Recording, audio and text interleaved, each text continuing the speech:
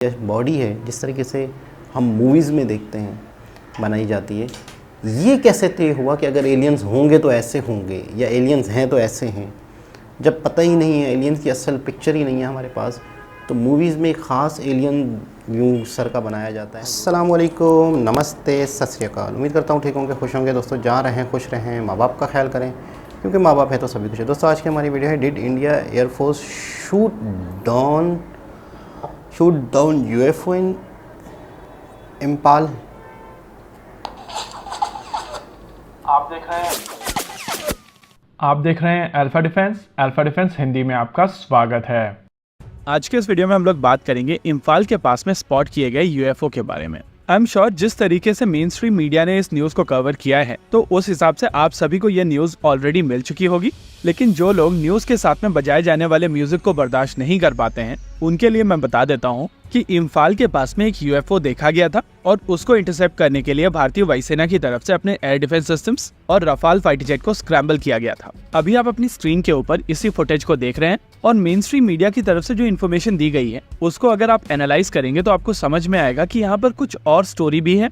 देखिए, अगर आप मैप के ऊपर जाएंगे और आप एनालाइज करेंगे तो आपको समझ में आएगा कि इम्फाल एग्जैक्टली यहाँ पर है और रफाल फाइटर जेट्स हासीमारा में प्लेस्ड है। यानी कि वायुसेना की तरफ से जो फाइटर जेट डिप्लॉय किए गए थे उनको लगभग 500 किलोमीटर की दूरी कवर करके इम्फाल के पास पहुंचना था। यानी कि इन फाइटर जेट्स को लगभग 20 मिनट का समय लगने वाला था। ऐसे में क्वेश्चन निकल कर आएगा कि तेजपुर से Su-30 MKI क्यों डिप्लॉय नहीं किए गए। कंपैरेटिवली ये फाइटर जेट करीब थे और इनका रेस्पॉन्स टाइम रफाल की तुलना में कम होता। एनीवेज, उसके बारे में हम लोग डिटेल में बात आगे करेंगे, लेकिन उससे पहले इस वीडियो को देखकर हम लोग चीजों को एनालाइज करने की कोशिश करेंगे। अगर आप इस ऑब्जेक्ट को ध्यान से देखेंगे तो आपको समझ में आएगा कि मोस्ट लाइकली एक बलून है और बलून कोई नई चीज नहीं है। भारत के नॉर्थ ईस्टर्न स्टेट्स में पहले भी चाइनीज बलून देखे गए हैं, लेकिन इस बार चीजें थोड़ी डिफरेंट थी। रीजन था क्योंकि भारतीय वायुसेना की तरफ से रफाल फाइटर जेट्स को स्क्रैम्बल किया गया था। इस वजह से ये न्यूज बड़ी न्यूज बनी। साथ ही कुछ कमर्शियल फ्लाइट्स को भी डिले करना पड़ा क्योंकि यहाँ पर एक सेफ्टी कंसर्न बन गई थी। इसके अलावा इंटरनेशनली भी ये बलून्स को लेकर पहला इंसिडेंट नहीं है। कुछ समय पहले चाइना का एक स्पाई बलून यूएस निकल गया था और बाद में यूएस एयरफोर्स की तरफ से अपने F-22 रैप्टर को स्क्रैम्बल करके इस स्पाई बलून को मारकर गिरा दिया गया था।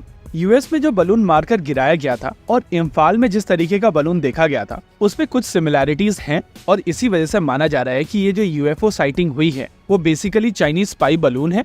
इस यूएफओ को इंटरसेप्ट करने के लिए भारतीय वायुसेना की तरफ से 2 रफाल फाइटर जेट्स को स्क्रैम्बल किया गया था और अगर ये यूएफओ सच में चाइनीज स्पाई बलून था तो रफाल आपकी फर्स्ट चॉइस हो जाता है। देखिए, किसी भी बलून का रेडार सिग्नेचर नेग्लिजिबल होता है और इसी वजह से उसको रेडार से इंटरसेप्ट करना कंपैरेटिवली मुश्किल है। लेकिन रफाल के केस में इस फाइटर जेट के पास में पैसिव सेंसर्स हैं और ये सेंसर्स मौजूद हैं इसके एफएसओ में, यानी कि फ्रंट सेक्शन ऑप्ट्रॉनिक्स में। एफएसओ में बेसिकली 2 कंपोनेंट्स हैं, पहला IRST और दूसरा combat identification system. IRST basically Su-30 MKI और MiG-29 में भी मौजूद है, लेकिन कॉम्बैट आइडेंटिफिकेशन सिस्टम रफाल के लिए यूनिक है। ये एक मल्टी मिशन सिस्टम है जो लॉन्ग रेंज में विजुअल आइडेंटिफिकेशन करने में सक्षम है। ये 3D ट्रैकिंग के साथ साथ air to air missile system को गाइड कर सकता है और जरूरत पड़ने पर गन फायरिंग में भी मदद कर सकता है। यानी कि अगर चाइनीज स्पाई बलून की बारी आती है तो भारतीय वायुसेना के रफाल फाइटर जेट इस रिक्वायरमेंट के लिए परफेक्ट फाइटर जेट्स होंगे। और क्योंकि स्पाई बलून बहुत ज्यादा तेजी से मूव नहीं करते हैं, इसी वजह से इनको इंटरसेप्ट करने के लिए हासीमारा से रफाल स्क्रैम्बल किए गए थे। देखिए, यहाँ पर ऑफिशियली भारत सरकार की तरफ से कुछ भी नहीं कहा गया है और वायुसेना की तरफ से भी किसी भी तरीके का ऑफिशियल स्टेटमेंट नहीं आया है। हालांकि बाद में ये यूएफओ दिखाई नहीं पड़ा है और अभी ये चीज क्लियर नहीं है कि क्या ये यूएफओ वापस चाइना चला गया था या फिर भारतीय वायुसेना की तरफ से इसको मारकर गिराया गया है। पर्सनली मेरा मानना है कि अगर भारत सरकार की तरफ से इस यूएफओ को मारा गया होता तो मोस्ट लाइकली भारत सरकार की तरफ से एक ऑफिशियल स्टेटमेंट दिया गया होता। लेकिन कमर्शियल फ्लाइट्स के ऑपरेशन के लिए क्लियरेंस भी भारतीय वायुसेना की तरफ से आई थी और ये चीज इंडिकेट करती है कि भारतीय वायुसेना को एग्जैक्टली पता था कि ये यूएफओ है क्या और ये कहाँ गया है। ओवरऑल ये सिनेरियो काफी ज्यादा कंसर्निंग है क्योंकि बलून्स के साथ में अटैक्स एक कम्प्लीटली नया तरीका हो सकता है। हालांकि भारतीय वायुसेना के SOP में इसको लेकर भी प्रोसीजर्स दिए गए हैं। होप आपको यहाँ पर एक क्लैरिटी मिली होगी। इसी के साथ आज के इस वीडियो में रखते हैं केवल इतना ही। वीडियो को अंत तक देखने के लिए धन्यवाद। देखते रहिए अल्फा डिफेंस। जय हिंद।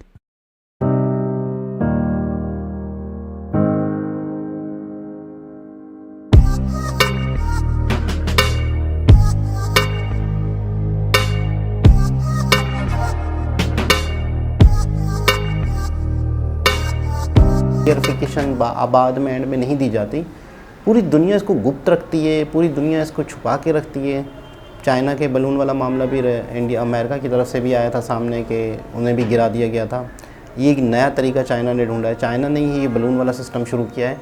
ये मेरे ख्याल में बहुत कम कॉस्ट में आप किसी भी देश के अंदर घुस के वहाँ की जासूसी करते हो, मुझे ऐसा लगता है। अच्छा, बलून को आज मैंने फ़र्स्ट टाइम देखा कि बाकायदा इस पर सोलर प्लेटें भी लगी हुई हैं। ये अपना रुख भी चेंज कर सकता होगा ऑटोमेटिकली, कोई ना कोई चीज़ें इसको यूज़ भी कर सकती होंगी। एक तरह से बलून ड्रोन कहा जा सकता है इसको, कि यार बलून की मदद से आप किसी भी देश में जाके, कैमरे वैमरे भी लगे होंगे, डायरेक्ट आपको सैटेलाइट के ज़रिए से वीडियो भी दी जा सकती होगी क्या हो रहा है नीचे उस देश में, क्या नहीं हो रहा, क्या तैयारियां चल रही हैं, सरहद पे क्या हो रहा है, बॉर्डर लाइन पे क्या एक्टिविटी हो रही है। तो ये भी एक, मैं कहूँगा, एक जदीद तरीन टेक्नोलॉजी हो गई है किसी भी दूसरे देश में, पड़ोसी देश में मामला चेक करने के लिए, सूरत हाल चेक करने के लिए। लेकिन इस तरह की चीज़ें अक्सर फाइनल पता नहीं चलता। अब जैसे आज ये ख़बर आई है, अब इस खबर का कुछ पता ही नहीं होगा आगे क्या होगा। एयरलाइन जो है वो तक अगर डिले हुई है तो इसका मतलब है मामला गंभीर था, कुछ भी हो सकता था। सेफ्टी सबसे पहले, लोगों की सेफ्टी सबसे पहले। अगर कोई हादसा हो जाए तो उसके लिए बहुत गवर्नमेंट को बहुत ज़्यादा टेंशन हो जाती है, बहुत ज़्यादा जवाब देने पड़ते हैं लोगों को, जिम्मेदारियां हो जाती हैं। आप सो रहे थे, आप क्या कर रहे थे, जब एक चीज़ दिख रही है, कुछ भी हो सकता है, तो एहतियात ज़रूरी है। तो मैं ये कह रहा था कि अक्सर इन चीज़ों की एंड वाली ख़बरें पता नहीं चलती कि यार इस मुद्दे का क्या हुआ, क्या नहीं हुआ। बहुत ज़्यादा क्यूरियोसिटी रहती है यूएफओ के बारे में। एरिया 51 जो है भी आज तक कोई इतना ख़ास पता नहीं चला। सुना है कि वहाँ बड़े एक्सपेरिमेंट होते हैं, बड़े नए नए इक्विपमेंट्स जो है, नए नए हथियार जो हैं, नई नई सामान जो है, वो चीज़ें तैयार होती हैं, एयरक्राफ्ट बनते हैं और वहाँ का टेस्टिंग होती है। तो लोगों को अक्सर वहाँ पे अजीब अजीब एयरक्राफ्ट दिखते हैं जो यूएफओ लगते हैं।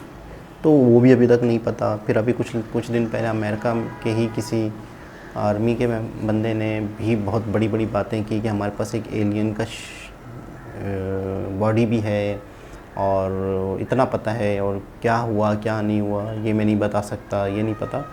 तो एलियन के बारे में या इस यूएफओ के बारे में अभी तक इंसानों को कुछ भी नहीं पता। अगर देखा जाए तो एक अनुमान है, एक सोच है, एक आइडियाज़ हैं, एक थ्योरीज़ हैं, बस फ़लसफ़े हैं, मैं तो ये कहूँगा। तो हकीकत का कुछ नहीं पता। फिल्म, अच्छा, मैं एक चीज़ अक्सर सोचता हूँ, आप भी मुझे जवाब दीजिएगा, कि एलियंस के जो शेप है या फेस है या बॉडी है, जिस तरीके से हम मूवीज़ में देखते हैं बनाई जाती है, ये कैसे तय हुआ कि अगर एलियंस होंगे तो ऐसे होंगे या एलियंस हैं तो ऐसे हैं, जब पता ही नहीं है, एलियंस की असल पिक्चर ही नहीं है हमारे पास। तो मूवीज़ में एक ख़ास एलियन यूँ सर का बनाया जाता है, गोल सर का और अजीब सा। ये कहाँ से लिया गया, ये कहाँ से आइडिया लिया गया? और हर मूवी में तकरीबन वो एलियन उसी तरह ही दिखाए जाते हैं ज़्यादातर। तो ऐसा क्यों? इसकी क्या लॉजिक है? इसकी इब्तिदा कैसे हुई थी? इसका स्टार्ट किसने किया था? तो अक्सर ऐसे सवाल भी जहन में आते रहते हैं। तो दोबारा किसी और वीडियो के साथ आपसे मुलाकात होगी। जब तक के लिए अल्लाह हाफ़िज़।